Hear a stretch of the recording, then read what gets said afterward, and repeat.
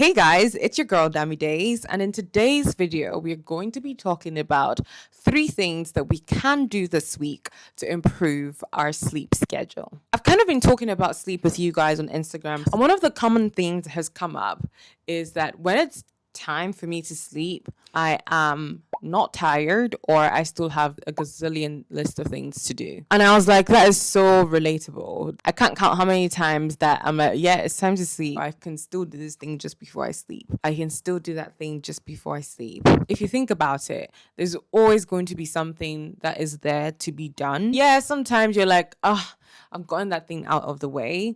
But most of the time, there's always something to do. There's always something to do.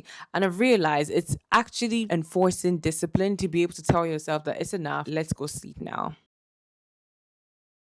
So the first thing we're going to do is be strict with the time that we said. We're not going to put a time to it, whatever time you want it to be. We said we're going to sleep with this time. This is the time we're going to sleep. It doesn't matter what else has to be done. We are going to bed now. Like, shut the laptop. And one of the ways you can do this efficiently is when you plan your day. If I still have a gazillion list of things to do by the time it's bedtime, I need to review that, because what that means is I've probably not utilized the majority of the hours that I've had during the day to do these things. I've just pottered through and now it's time to sleep, and I'm like, I don't want to feel too bad about not getting this thing done today. So let's just like put in all the energy and just churn it out in the last 2 hours or so. Not a great way to work or maximize your energy. I usually try and aim for 11 o'clock, 11:30, and then I'll try and cut it down as I go along.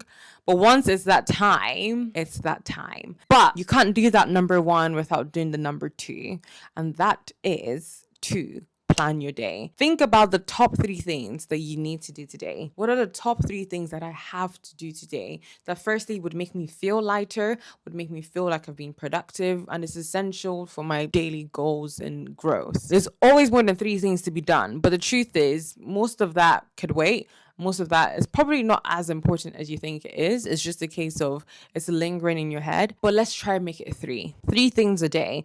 I have to read 10 pages.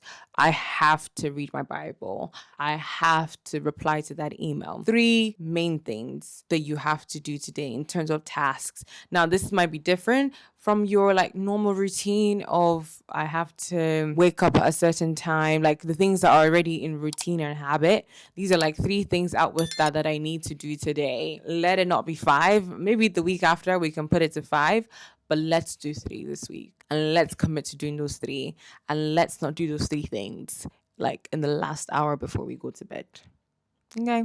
And the third thing that would allow us to do this properly and well this week is to have some sort of evening wind down plan. What does that mean and what does that look like? If I say that I want to be strict with the time I'm going to bed, say 11 p.m., best believe if I set an alarm for 10:55, hey, you need to go to bed at 11 p.m., I'm probably not going to go to bed at 11 p.m. Do you know why?